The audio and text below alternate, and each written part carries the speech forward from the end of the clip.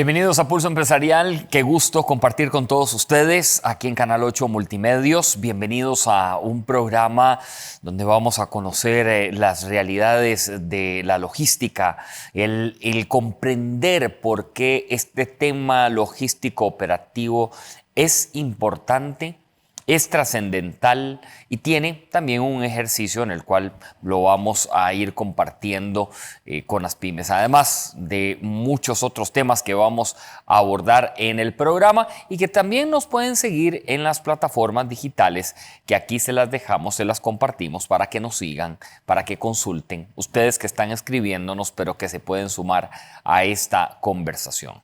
Vamos a iniciar de inmediato.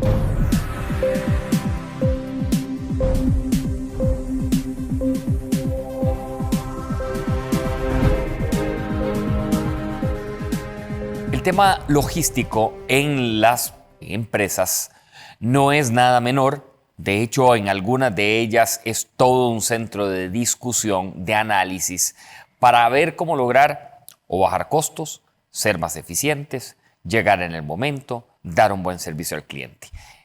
Tenemos a don Adrián Mora de la empresa AML Consultorías, experto en este tema y también que ha leído mucho sobre lo que es la parte logística empresarial. Bienvenido. Muchas gracias, don Nelson. Yo digo que la logística es una esencia que una empresa busca con el fin de no solo llegarle al cliente, sino brindarle el mejor servicio. ¿Es así una visión donde uno puede empezar? Correcto. Incluso, tal vez siempre, incluso que yo doy una charla o hablo de logística con alguien, me gusta irme a la definición más básica de la logística desde el punto de vista teórico. Y la logística es el flujo de materiales, documentos, dinero y otros elementos desde la materia prima hasta el consumidor final. Entonces, la logística abarca muchísimos campos en el área de una empresa. Y la logística también se le agregan muchas variables, ¿verdad? Donde correcto. Si es un producto quizás diferente, un documento, un dinero, es verdad, la logística de dinero tiene muchas variables, pero hay algunas de ellas que sí o sí siempre deben de prevalecer. Pues sí, como vos decís, y decimos claro, dependiendo si sos fabricante, tenés una logística mucho más amplia o muchos más factores, y si sos solo distribuidor, tenés unas cuantas más. Pero en todas llegamos al final, hay que servirle a un cliente, hay que ser eficiente en servir al cliente. El costo de la logística es importante, entonces hay que tratar de maximizarlo siempre. Entonces el elemento de servicio y costo creo que son dos pilares en el tema de la logística. Cuando uno en aquel tiempo escuchaba que estaban haciendo los cubrebocas y las estaban enviando a todo el país y habían algunas personas que estaban haciendo su negocio con esto y ya se convirtió en una empresa y empezaron a evolucionar, decían, pero lo que me costó fue la logística. ¿Por Correcto.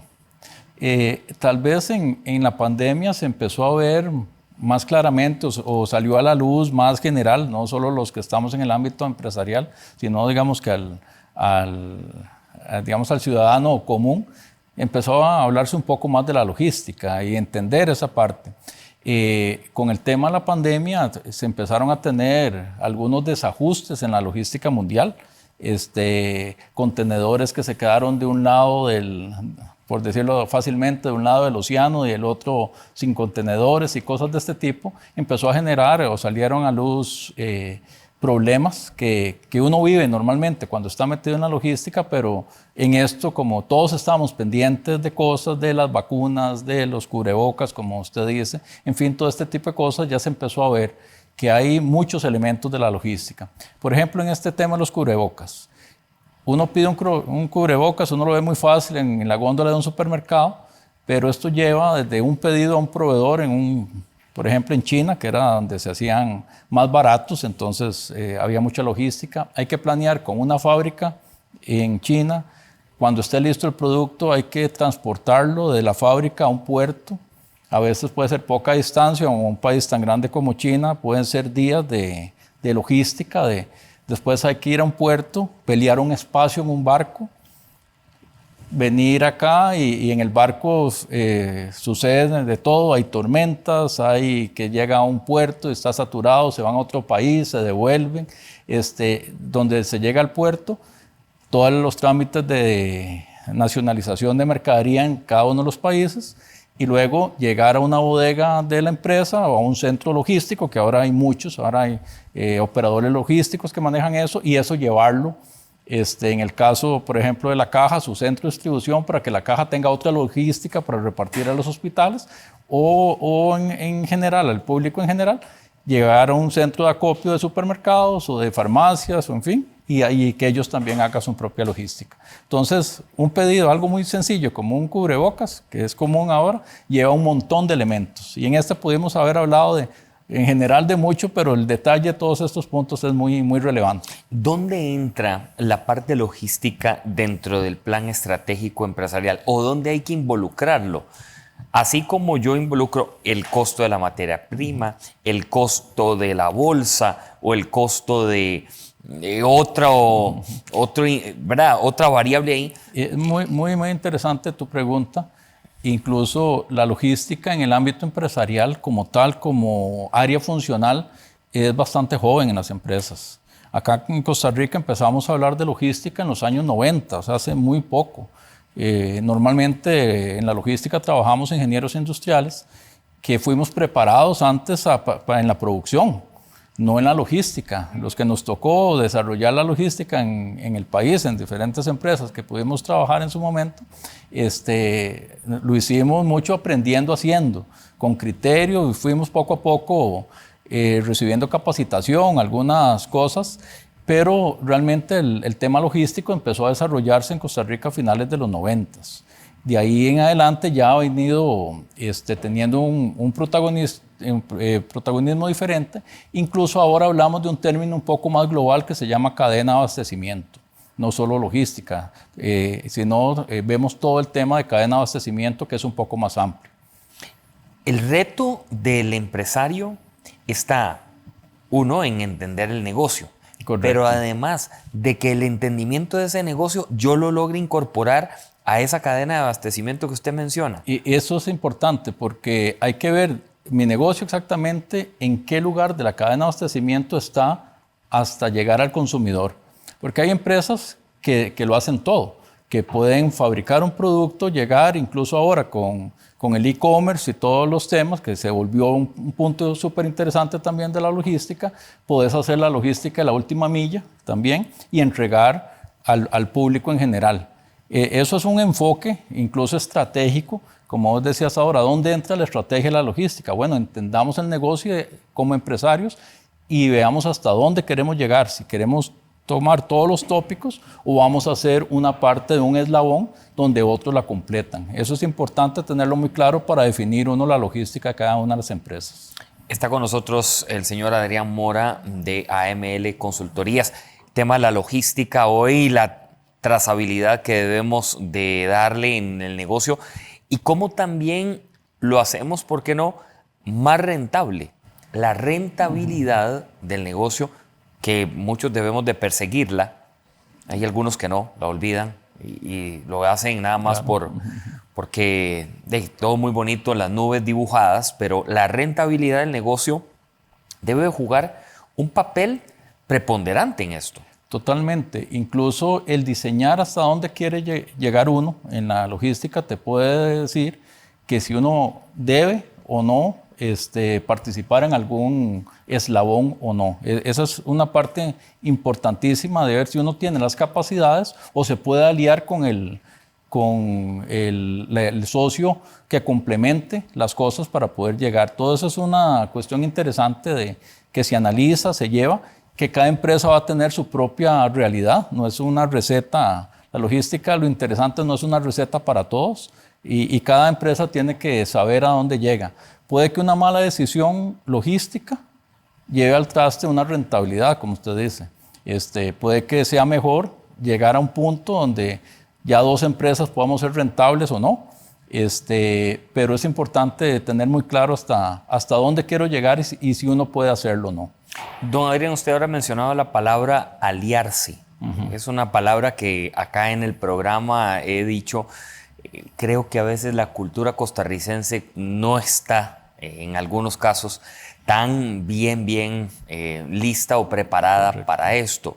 Porque me he topado casos cuando he tenido que dar consultorías y exposiciones, donde está la persona que hoy cultiva y enfrente vive el que tiene camión repartidor, pero entre ellos nunca se comunicaron. Entonces, el que cultiva renta camiones de otra empresa y el de camiones busca a alguien para ponerle el producto al camión. Correcto. En la logística, sin alianzas, no funciona. Al final los costos son tan grandes o pueden llegar a ser tan grandes que con alianzas se puede disminuir mucho. Incluso yo he desarrollado un tema para exposiciones y conferencias que he dado en algunos foros. Incluso el tema se llama logística colaborativa como tal. Incluso hay varios ejemplos y todo de cómo ciertas empresas han logrado ahorrar mucho dinero, otras desarrollarse porque tienen ciertas capacidades que en la transformación que lleva el mundo, las alianzas han permitido mantenerse a flote o incluso hacer cosas interesantes. Un ejemplo importante en este país, sin decir muchos nombres, pero todos sabemos en el periodismo, en el mundo que estás vos, la parte impresa de un periódico se volvió algo más pequeño de lo que era hace unos años. Incluso hay una tendencia que en algún momento desaparezca. Pero los que todavía pagamos o pagan su diario impreso, lo esperan que llegue todos los días en la mañana. Entonces, la capacidad que tenían estas empresas de distribuir periódico casa por casa se vio disminuida desde el punto de vista de capacidad de sus unidades de transporte. Esto ha habido una alianza en el país donde empresas han aprovechado en los espacios libres que han dejado los periódicos no impresos para llegarle al público. Eso es un ejemplo lindísimo de colaboración en logística, de cómo yo tengo un problema, pero lo soluciono solucionándole el problema a otros. Pero en el país también tenemos un problema de que no nos compartimos información entre empresas para ver quién es más eficiente que otro o para ver cuál es la medida. Digamos, hacer un estudio aquí de benchmarking logístico, varias instituciones lo han querido hacer, como la Asociación Costarricense Logística, GS1, en fin, otras empresas, creo que también universidades, y las empresas no dan información, aunque sea encubierta, aunque sea una persona que la maneje como tal, y eso es un fallo, porque lo importante es saber cómo está uno con relación al mercado para ver si otro es más eficiente que uno y uno tener la humildad de decir, esta parte mejor no la hago yo, mejor la subcontrato, porque realmente puedo ahorrar dinero y hacer más eficiente mi propia empresa. Entonces, esta parte es algo que debemos cambiar en Costa Rica, el compartir información y también en saber aliarnos con empresas que lo hagan mejor que uno, y al final tenemos ganancias dos empresas y eso es una mejora en el proceso y en la cadena de abastecimiento. Tuve la oportunidad de trabajar en una naviera, prácticamente saliendo del colegio, y yo estudié y trabajé, como muchos en este país que estudiamos y trabajamos. Ahora la tendencia no es tanta esa, pero bueno, en su momento sí. Y ahí entendí de cómo las bananeras, Dol, Chiquita, Del Monte, en su momento, empezaron que exportaban el banano de Costa Rica o de Honduras o de Guatemala, y sus contenedores regresaban vacíos en los barcos. Correcto. Y en un momento dado dijeron, esto hay que sacarle plata, nosotros tenemos que devolver esos contenedores con algo. Y es cuando se convierten en esas navieras hoy que salen de Costa Rica, no necesariamente con banano, sino van tubérculos, van otros frutos, va materia prima y regresan con productos de importación. Correcto. Esa logística, cuando yo la trabajé, que estuve casi por 3 años en esta compañía de Chiquita Brands, precisamente, y por eso conocí la historia, me llamó mucho la atención. Y yo decía, esto es un negocio colaborativo totalmente. Donde los actores que están involucrados, que no necesariamente sean el sector gobierno, pero el sector privado, entiendan que en un contenedor puede viajar el chayote, el ñame, el tiquisque, con el banano, por ejemplo, o, bueno, el banano tal vez por la temperatura no, pero otros que sí puedan ir y que es algo colaborativo. Y uno lo ve hoy con la importación. Esta logística, ¿cómo debemos de madurarla más? Porque a veces, don Adrián, creo que nos quedamos muy pegados a lo interno país. Sí, claro. Por ejemplo, este ejemplo que pones con las navieras, en el país se da en las cadenas de supermercado.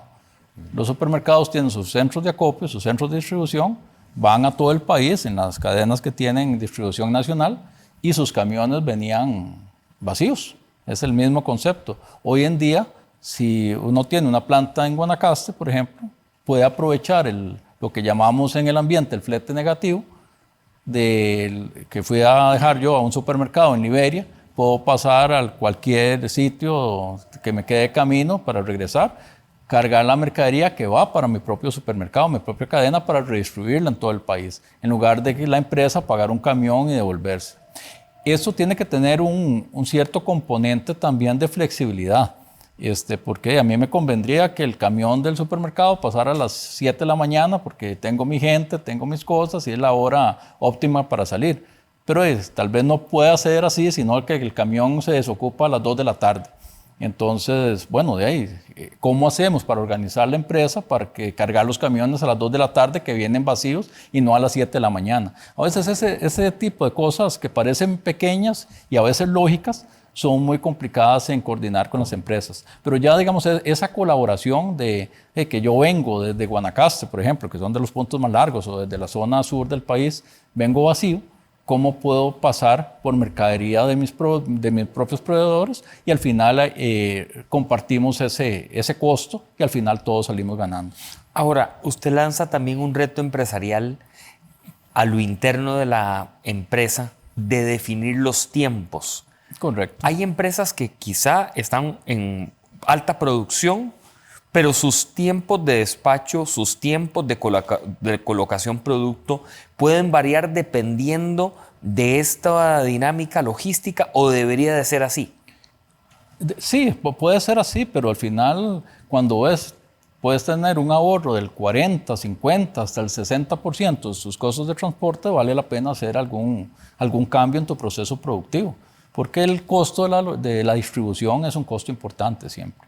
Entonces, ahí es donde está la apertura, el reto, y lo que te decía ahora al inicio, donde podemos empezar a analizar en qué punto queremos que nuestra logística esté para poder diseñar el mejor modelo posible.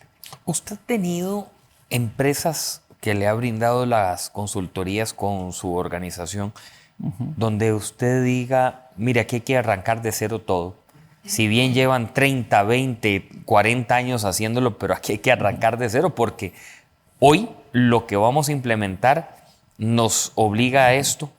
Desde cero es cero, no, porque siempre hay un sistema, siempre hay algo positivo en todas las empresas. Si la empresa está con vida y está funcionando, algo positivo tiene, pero todo es mejorable.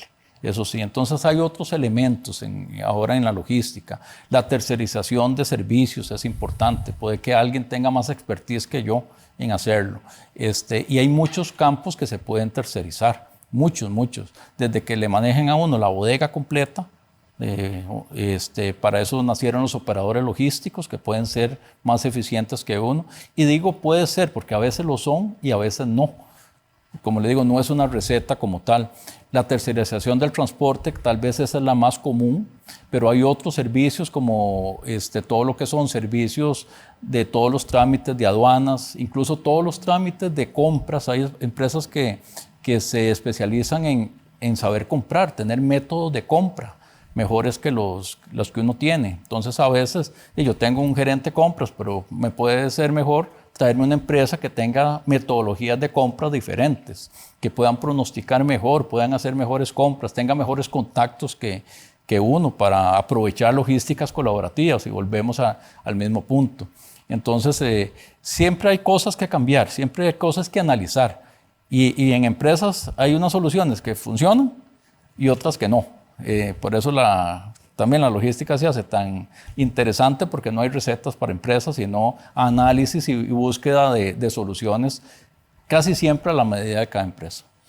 Por último, don Adrián, ¿hay una guía en la cual uno pueda tener como referencia cuando se habla de logística para comprenderlo no en su propia palabra, sino en su funcionamiento? Porque uno podrá comprender logística como algo tal vez muy pesado, muy crudo, muy cuadrado, pero a veces la logística puede ser creativa, disruptiva, muy servicial, incluso de tiempos. Sí, sí. Ahora, como le decía, el término logística o todo esto ha evolucionado a cadena de abastecimiento. Es tal vez un concepto mucho más amplio, donde abarca desde la compra, navieras, aduanas, todos los pasos hasta llegar al consumidor final, bodegas, transporte, en fin, toda esta parte. Y poco a poco se ha ido involucrando en la cadena de suministro otras áreas funcionales de la empresa que parecieran lógicas, que deberían estar, pero hasta hace poco tiempo se empezaron a incorporar, como es la parte comercial con los pronósticos, la parte comercial diciéndole a la logística hacia dónde va el mundo, ahora con las entregas y el e-commerce, que el que no está en e-commerce, directa o indirectamente, está fuera de mercado, ya sea que participen en empresas como estas mundiales que hay de compras, como estando uno en algún punto en el e-commerce. Si no está uno ahí, no está. Bueno, ¿cuál es la tendencia en la industria que uno está? De cuál es la manera de incorporarse a eso y cómo la logística tiene que responder. Incluso desde lo más sencillo, que es decir, bueno, ¿cuánto es lo que tenemos que vender mañana? Eso lo podemos ver desde el punto de vista estadístico en los que estamos dentro de la logística, llamemos así, pero hay ciertos inputs de mercado que le tiene que dar a uno el área comercial que está en la calle. Y también, bueno, cómo investiga la empresa desde el punto de vista estratégico hacia dónde quiere ir en los próximos años, porque la logística tiene que responder a eso. Entonces, esos inputs son importantes para hacer un muy buen diseño, ver los costos específicos, ver qué significa. Porque a veces queremos decir, mire, yo quiero entregarle a alguien, aunque sea una botellita, que cuesta mucho más caro el flete que el costo de la botella. O quiero dar un servicio en delivery, pero yo me lo imagino tal vez como comercial express, que usted me llama y yo en 5 minutos estoy. Pero eso tiene un costo muy alto. Entonces, a veces el estar en e-commerce no quiere decir que tengo que entregárselo en Express, si no puedo entregárselo en 2 o 3 días. Eso tiene un cambio fundamental en los costos. Don Adrián Mora de AML Consultorías, gracias por estar con nosotros en Pulso Empresarial y poner esta perspectiva de la logística empresarial, porque a todos en la radiografía que a veces hacemos de la empresa, sacamos una serie de elementos que van construyendo esa hoja en Excel o ese mapa, y después nos decimos, ¿y cómo voy a hacer llegar este producto, ahora que usted decía Guanacaste o a Upala, o cómo lo voy a hacer llegar a la zona sur? Y tiene que ver con el elemento de esta cadena de abastecimiento que actualmente se habla, o la logística, que también usted nos viene a poner en perspectiva. Así que muy amable. Gracias, don Adrián. Muchísimo gusto. Vamos a hacer una pausa. Cuando regresemos a Pulso Empresarial, ¿cuál es en el radar, en nuestro segmento, la situación hoy país de la economía? ¿Cuáles son algunos de los temas importantes a los cuales hay que ponerlo en el radar?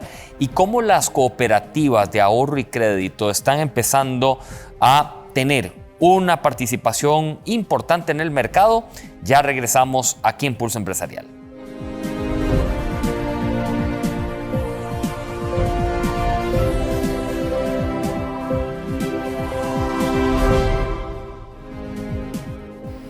Regresamos a Pulso Empresarial. Nuestras plataformas digitales las encuentran acá y ustedes nos pueden seguir por medio de las redes sociales y también nuestra página www.pulsoempresarialcr.com.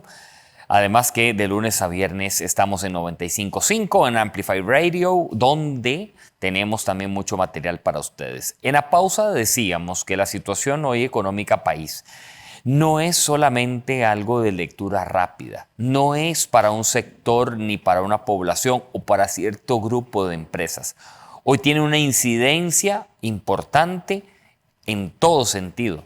Además de que las cooperativas, y nuestro invitado pertenece a una de estas cooperativas, vienen haciendo un trabajo importante en el ahorro y crédito, convirtiéndose en entidades financieras. ¿Cuál es la radiografía hoy? ¿Cuál es en el radar lo que está ocurriendo con las cooperativas? Está el gerente financiero de Copeande, el señor Alexander Otoya. Gracias por acompañarnos, Alexander, y estar con nosotros. Hoy, si extendemos una hoja acá en esta mesa y le ponemos el nombre Economía de Costa Rica, usted con su experiencia, ¿cuál es un poco lo que más resalta, verdad? De esa hoja, lo que más ustedes le están poniendo mucha atención, pero además de comportamientos que tal vez años atrás no ocurrían, ¿verdad? No se daban. Bueno, primero que todo, muchas gracias, Nelson, por la invitación y saludos a todos los que nos ven.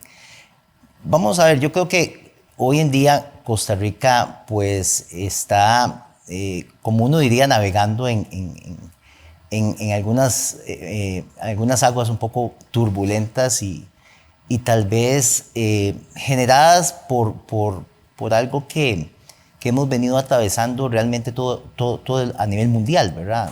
Realmente. Un elemento importante es, uno debe entender de dónde venimos, porque realmente Costa Rica hoy se está enfrentando a una serie de eventos que realmente son generados de una serie de eventos que se han dado anteriormente.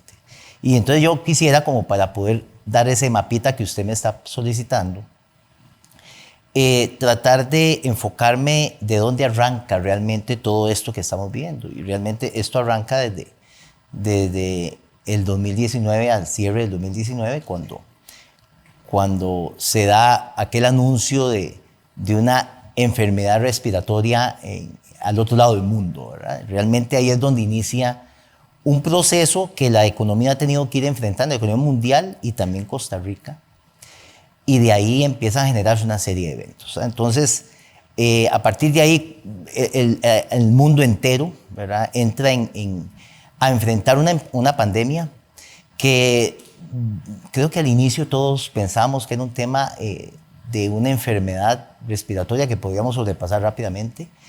Conforme fuimos avanzando en las semanas, al inicio vimos que la cosa era un poco más complicada de lo que nos imaginábamos, y eso empieza a tener un efecto crítico en las economías mundiales. Y lógicamente a partir de febrero del 2020, cuando Costa Rica, si no me equivoco, más bien inicios de marzo, cuando viene el primer caso, pues empieza también un proceso, la economía costarricense a sufrir digamos, esos embates, digamos, de lo que fue la pandemia. Y entonces ahí empieza ese proceso, un proceso en donde lo que hicimos fue ese confinamiento, impactó fuertemente la economía mundial y la economía costarricense. Sectores productivos que venían creciendo a un buen ritmo, de un pronto a otro, dejaron de producir. Eso en un país como el nuestro, que también hay que entender esto. Recordemos que en el 2018 nosotros habíamos implementado una reforma tributaria, que ni siquiera dejamos tener los primeros efectos y se nos viene la pandemia.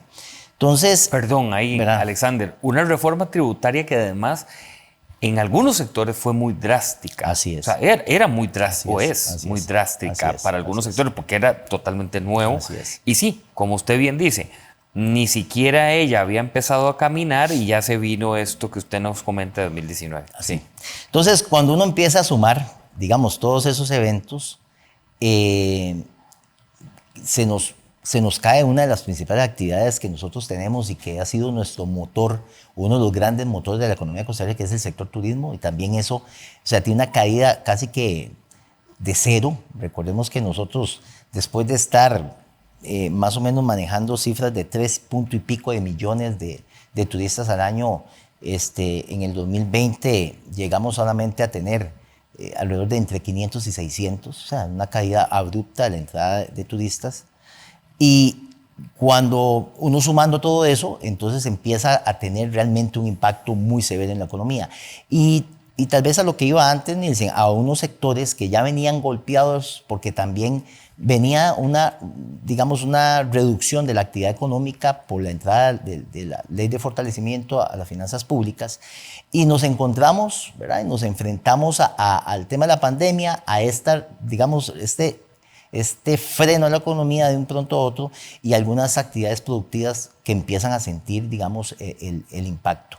Creo que eso, digamos, dibuja claramente de que hoy eso todavía nos está doliendo, ¿verdad? Y eso es la realidad, ¿verdad? A veces si bien es cierto, nosotros arrancamos 2021 con una recuperación de la economía muy fuerte, principalmente en el segundo semestre, pero es decir, hay un tema que en economía uno habla, y es que lo que hay es un efecto rebote, realmente.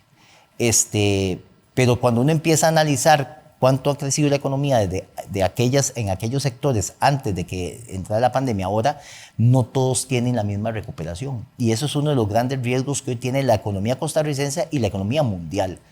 En el sentido de que uno de los grandes riesgos es que todos los sectores crecen a tasas desiguales. Y eso para una economía pues tiene sus riesgos, porque lo que hace es que empieza a crear brechas sociales, ¿verdad? A nivel general de un país. Y bueno, yo creo que Costa Rica ha enfrentado, digamos, eso. Hoy, por ejemplo, Nielsen, un gran tema, y que a veces creo que se nos olvida porque hemos venido de un periodo, digamos, de recuperación. Recordemos que la tasa de desempleo en el momento de la pandemia fue de un 25%.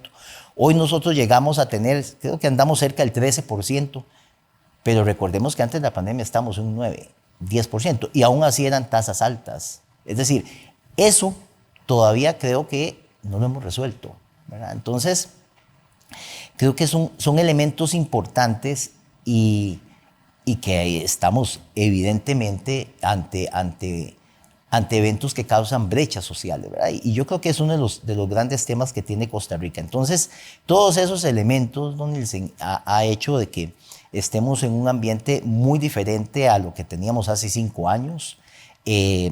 Hoy, una de las cosas que cuando está uno gestionando recursos o gestionando una empresa, a veces cuando uno plantea su plan estratégico, su plan operativo del año, yo creo que ahora hay que trabajarlo siempre bajo escenarios y siempre pensando en que las cosas pueden cambiar. Yo creo que el contexto era antes más fácil de predecir. Hoy en día no. O sea, hoy en términos de 2 años hemos tenido 3 eventos críticos, ¿verdad? Como ha sido la pandemia, como ha sido lo que causó la pandemia, que la crisis de los contenedores, y ahora viene y se suma el tema de la guerra de Ucrania y Rusia. Entonces, cuando empezó el 2019, ¿qué nos íbamos a imaginar que en esos 3 años íbamos a tener esos eventos que han tenido un impacto a nivel mundial y lógicamente sobre la economía costarricense? Una economía que, por ser tan abierta, lógicamente tiene un impacto directo. Y es una economía pequeña, además, que he escuchado de algunos también, Alexander, que dicen que es una economía en maduración de muchas de sus áreas. O sea, no es una economía que ya está robusta, madura, que pueda hablar en detalle por sí sola, ¿verdad? Como economías mundiales, y hablemos de potencias europeas, pero la economía nuestra, que es además pequeña. El otro día conversaba con un gerente de una transnacional que dice, no, Costa Rica para nosotros sí representa algo importante, pero no es una economía en la cual tengamos un enfoque fuerte, porque hay otros países que sí hoy tienen una dinámica. Ahora, esto lo que nos pone a nosotros en perspectiva es de que la economía costarricense está empezando a recibir también todo lo que ha venido haciendo el mundo y que es propio de este comportamiento, o hay algo que se está volviendo que no es propio, que ustedes también de pronto dicen, aquí sí hay que poner atención. Sí, vamos a ver, yo creo que bueno, hay un dicho que dice, es muy fácil ser, más ahora que estamos en tiempos de final de fútbol, ¿verdad? Muy fácil ser árbitro después de un partido. Creo que cuando uno se enfrenta a un país con una economía pequeña, en aquel momento de la pandemia, haber cerrado tantos meses la economía, eso fue un impacto fuerte. Hay economías grandes que pueden soportar eso, pero la nuestra creo que todavía tiene ese rezago. Entonces yo creo que un elemento que uno debe entender es que hoy el Banco Central y las autoridades de gobierno y monetaria están tratando de hacer lo que corresponde hacer en un escenario de estos. Hoy muchos dirían, hay acciones que podrían haberse adelantado. Por ejemplo, hoy uno de los grandes temas es la inflación, ¿verdad? El tener una inflación tan alta, pues eso tiene un impacto muy fuerte, y un impacto muy fuerte en las familias y en las empresas. Un día de estos yo hacía unos cálculos, digamos, de lo que me costaba hoy mi estructura operativa hoy y lo que costaba hace un año y lo que cuesta hoy. Hoy esa estructura operativa cuesta un 5 o 7% más. Esa es la realidad. Entonces, y aquellos que son importadores y que tienen el efecto cambiario, también. Es decir, añadamos a ese 5 o 7% del componente inflacionario, imagínense otro porcentaje de impacto por el tema que hemos vivido a nivel de tipo de cambio. Entonces, uno podría decir, yo creo que estamos viviendo lo que era predecible vivir. Hay algunas cosas que tal vez se han ido, evolucionando no de la forma como todos, es más, hasta grandes expertos en economía a nivel mundial, se pensaba que la inflación iba a ser un tema transitorio, es decir, de algunos meses. Sin embargo, hoy muchos hablan de que podríamos durar, digamos, cerca de 12 meses o 24 meses con inflaciones altas, tomando en comparación lo que teníamos antes de la pandemia. Y yo creo que el Banco Central está haciendo lo que toca, ¿verdad? Ahora, yo creo que a veces en esto uno debe también ser crítico en el sentido de el gobierno está haciendo y el Banco Central, las autoridades monetarias, lo que corresponde, ¿verdad? Ante un escenario de estos. Pero también nos toca a nosotros que estamos gestionando empresas, ¿verdad? Hay una serie de cosas que tenemos que hacer. Uno, yo creo que cuando hoy estamos al frente de estos escenarios que cambian tan rápidamente, creo que un tema para los empresarios y las familias es, nos toca ahora estar más informados que nunca, ¿verdad? Ya no basta con sentarse a leer el periódico de Costa Rica, La Nación o El Financiero una vez a la semana. Yo creo que ahora hay que hacer más que eso para tratar uno de gestionar sus gastos, ¿verdad?, hacia futuro. Ya no basta con saber un poquito de economía o escuchar o leer la parte económica de un periódico nacional. No, hay que hacer un poquito más. Yo creo que eso es un tema importante para nosotros, el mantenernos informados. Lo otro es, yo creo que es muy importante lo que podamos hacer con nuestras finanzas internas, tanto familiares como de empresas. Es decir, yo creo que es un momento en donde con estos vaivenes es cada vez hacernos más críticos a la hora de planificar financieramente nuestra empresa o planificar nuestro presupuesto familiar. Creo que eso se vuelve un elemento básico y primordial. Y cuando hablamos de planificar, es realmente hacer una planificación y darle un seguimiento a esa planificación, ¿verdad? Porque muchos, creo que en el tiempo, en algún momento nos acostumbramos a decir, sí, planifiqué mi año y estos son los gastos, ingresos que voy a tener. Pero ya no basta con eso, porque el mundo cambia sustancialmente, ¿verdad? En términos de 2 o 3 meses, ¿verdad? Entonces creo que también eso nos obliga a nosotros a hacer un trabajo, digamos, a la hora de gestionar nuestras empresas y nuestros presupuestos familiares. Entonces, creo que como preguntaba Nielsen, estamos bailando la danza que el mundo está poniendo, está sobre la mesa. Las autoridades monetarias están haciendo lo que corresponde para atenuar, digamos, estos efectos. Estos efectos hay que entender también que tienen efectos de largo plazo, que van a tener seguramente una reducción de la actividad económica, y eso hay que entenderlo, pero si no se hacía esto también, eso tenía un efecto sobre los costos y hay un impacto en la sociedad como tal. Y lo otro es que, bueno, si ellos están haciendo su trabajo, también nosotros a nivel empresarial, a nivel de presupuesto familiar, tenemos que hacer nuestras cosas, ¿verdad?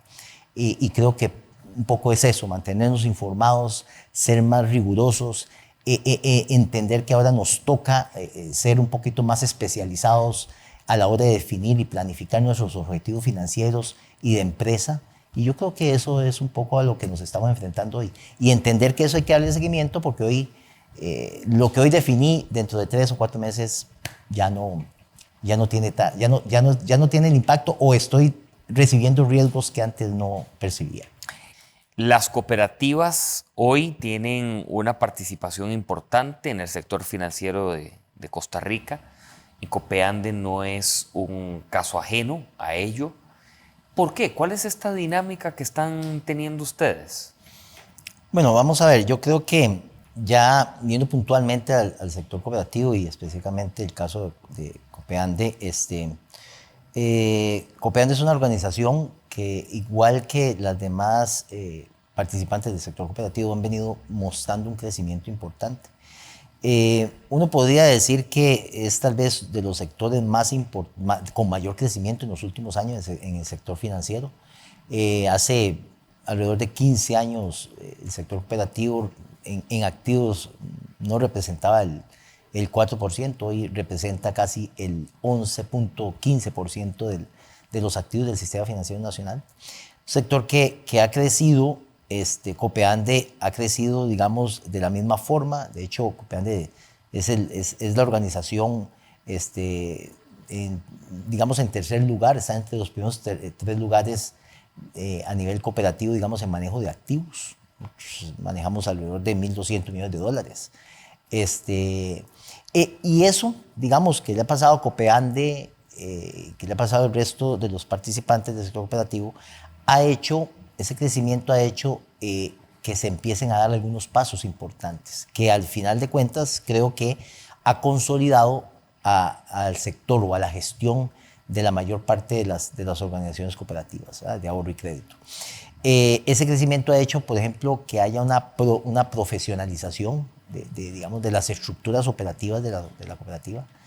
Y eso yo creo que ha dado al traste no solamente en el crecimiento, sino en el desempeño. Cuando uno habla de la gestión financiera de una institución financiera, no solamente es verlo muy grande en activos o muy grande en crédito, ¿verdad?, sino también es qué tan eficiente operativamente soy, ¿verdad?, qué tan eficiente soy para generar excedentes para los que participan en ese negocio, que son la totalidad de los asociados que componen la cooperativa. Después, la forma en que doy el servicio, ¿verdad? Porque recordemos que hoy en día hay algunas diferencias entre un banco privado, un banco público y las cooperativas, pero realmente cada día hay más similitudes, ¿verdad? Y entonces uno de los grandes temas que ha logrado al sector cooperativo, principalmente a la que represento Copeande, el lograr ese crecimiento mucho ha sido la dinámica de siempre tener un buen servicio y adicionalmente esa eficiencia operativa, porque hay otra realidad, ¿verdad? Nosotros nos fondeamos de recursos para prestar recursos, que ese es el principal negocio de una cooperativa de ahorro y crédito.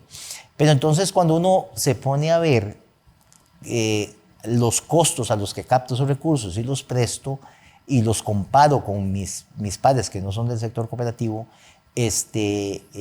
realmente hay pocas diferencias, ¿verdad?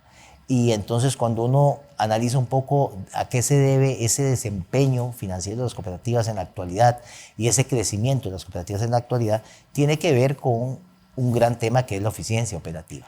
La eficiencia operativa en los últimos años que ha logrado implementar el sector cooperativo en sus organizaciones ha hecho tener o convertirse eso en una ventaja competitiva, ¿verdad? Entonces, yo creo que esos elementos son de los elementos vitales que uno puede citar y que puede de alguna forma mencionar como los grandes temas que el sector cooperativo ha desarrollado. Copeande yo me siento muy contento de representar a Copeande porque cuando uno ve los resultados de Copeande hoy es una de las cooperativas, estamos, podríamos decir casi que en los 2 primeros lugares en generación de de excedentes, y mucho de eso se lo debemos a la eficiencia en el servicio y la eficiencia operativa que nosotros tenemos. Entonces, realmente creo que esas son las grandes ventajas que hoy día tenemos, ¿verdad? Que a pesar de un contexto como estos, ¿verdad? Nosotros, al final de cuentas, todo esto que estábamos hablando antes de las tasas de interés, del efecto que pueda tener la inflación sobre las tasas de interés, lo que eso puede afectar, pues nos afecta a nosotros. Hoy Copeande está bien preparada para enfrentar esos eventos, precisamente porque tiene una estructura operativa muy eficiente que ayuda a poder enfrentarse a un mundo como esos. Y eso trasladárselo lógicamente a nuestro objetivo final, que nuestro objetivo final es que aquel que da un aporte a nuestra cooperativa para que nosotros le damos brindar un servicio, se sientan, digamos, satisfechos de lo que nosotros estamos haciendo. Y todavía hay, Alexander, la parte de la cooperativa y el banco, su similitud y su diferencia. En algún momento leyendo la cooperativa, la flexibilidad que da versus un banco, muchas veces, aunque hay algunos bancos que intentan ser flexibles, pero a veces la estructura ya interna de por sí lo vuelve un poco más riguroso. ¿Es esto así? ¿Hay un sentimiento y hay una generación en que la cooperativa financieramente tiene un valor que puede uno decirle, en el banco no lo vas a encontrar? Claro. Creo que, como yo les decía anteriormente, don Nielsen, la oferta de valor hoy de las organizaciones cooperativas de ahorro y crédito tiene mucho que ver con el servicio, con esa eficiencia en dar el servicio y en dar el producto. Porque, como decía, las diferencias son pocas. Nosotros en el mundo financiero decimos que los productos financieros hoy son commodities, ¿verdad? Se convirtieron en algo que realmente cualquiera lo puede dar, ¿verdad? Lo que pasa es que hay que darlo de forma responsable, ¿verdad? Que ese es un gran tema, ¿verdad? Porque nosotros también manejamos dinero de terceros y nosotros tenemos que manejar esos recursos de forma responsable y eficientemente para poder realmente tener un impacto en el asociado que ha tenido confianza en nosotros, ¿verdad? Para estar o ser afiliado a nuestra organización. Entonces, yo creo que nosotros podríamos decir que el secreto es ese, ¿verdad? Yo creo que un secreto que yo creo que las organizaciones cooperativas cada vez lo interiorizan más. Cuando uno ve, digamos, los indicadores de eficiencia operativa del sistema financiero y el de, por ejemplo, una organización cooperativa, podríamos decir que el 70-80% de las organizaciones cooperativas reguladas, ¿verdad? Tienen casi que mejores indicadores de eficiencia operativa que los bancos, ¿verdad? Entonces, eso, digamos, eso habla muy bien, digamos, de lo que nosotros hacemos para tratar de dar un buen servicio y a un costo aceptable al asociado. Entonces, creo que eso es lo que nos ha hecho, digamos, robustos, ha hecho que sea un sector y una organización como Copeande que estemos en donde estamos, ¿verdad? Siendo una de las entidades más importantes del sistema financiero hoy en día. Y yo creo que mucho es eso, porque realmente estamos muy enfocados en lograr eso. Hoy, don Nelson, un elemento importantísimo es que, como le decía, los productos financieros casi que son commodities, todo el mundo los tiene, son muy similares. El secreto está en esa eficiencia operativa, yo creo que también en ese sentir, digamos, social que tiene hoy, digamos, una cooperativa, el poder dar un buen servicio con ese sentimiento, con ese componente social, ¿verdad? Porque evidentemente dentro de nuestra organización tenemos que ser eficientemente operativos, muy buenos, para tratar de que nos diferenciemos con respecto a los bancos en cuanto a no cobrar ciertas cosas, ¿verdad? Porque precisamente para nosotros es muy importante impactar al asociado, digamos, con bajo costo, ¿verdad? En nuestros servicios y productos. Entonces, yo creo que eso es un poco lo que nosotros hoy, por eso hoy estamos, hoy uno puede decir, realmente es un sector bastante fuerte. Dicen, te voy a dar un dato, y que ha generado un sector que ha generado confianza, que es, yo creo que un elemento importantísimo. Yo revisaba y le comento que yo soy realmente relativamente nuevo en ese sector, Y me llamó poderosamente la atención cuando uno se incorpora y empieza a investigar cosas, ver, por ejemplo, uno va al mercado interbancario.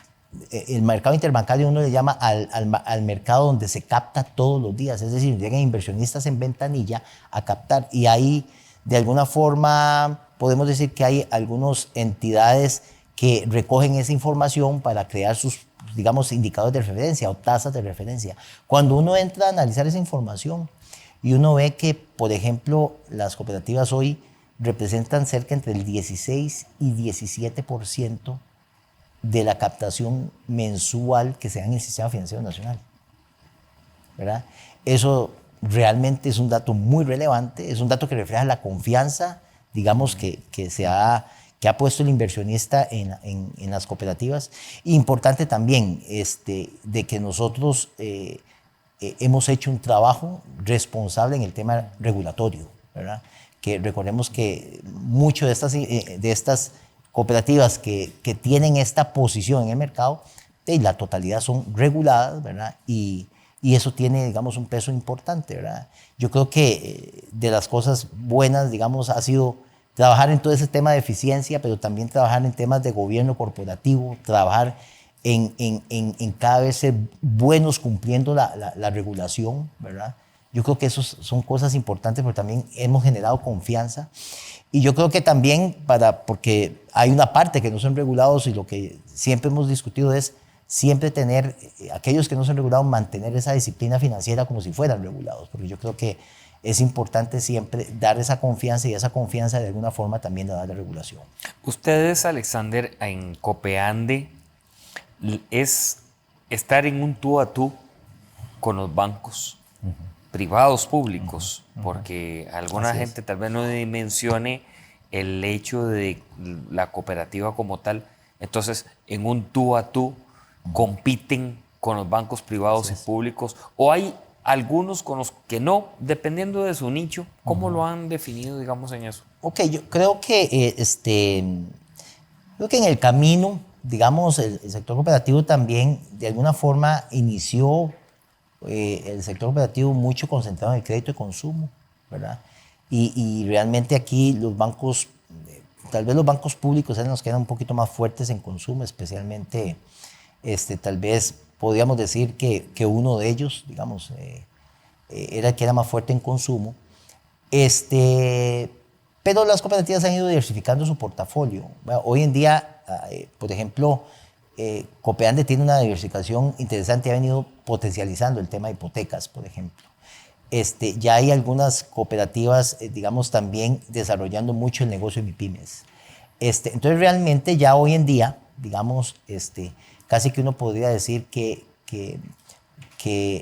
algunas del sector cooperativo, Copealianza, por ejemplo, también, que están en la parte de MIPYMES, algunas de ellas casi que podríamos decir que se compite de tú a tú con los bancos.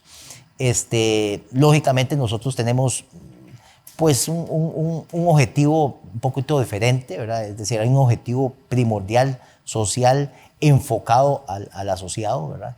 Y que, como te decía, siempre tratando de ser muy eficientes para tratar de trasladar toda esa eficiencia a los asociados, ¿verdad? Pero hoy podría decirte que sí, se compite con los bancos, con los bancos privados, y creo que el sector ha demostrado ser un sector que va para adelante y que crece, digamos, a un ritmo similar al sistema financiero. O sea, no se puede decir que se están quedando atrás. No, creo que se camina a un ritmo muy similar y compitiendo, creo que en temas relevantes como tecnología, crecimiento del crédito, productos sofisticados. Entonces yo creo que hoy en día se está compitiendo tú a tú con el sector bancario. Alexander, gracias por estar en Pulso Empresarial. Mucho gusto. Y aportarnos también en el programa para tener una radiografía y siempre tener estos temas en el radar. Claro. Gracias. Alexander Otoya, gerente financiero de Copeande, con nosotros en Pulso Empresarial. Nos vamos a encontrar el próximo domingo, al ser las 4, aquí en Canal 8 Multimedios, en Pulso Empresarial. A todos, gracias. Por favor, no dejen de seguirnos en nuestras plataformas digitales y también en nuestra página www.pulsoempresarialcr.com. Bendiciones, feliz tarde. Gracias.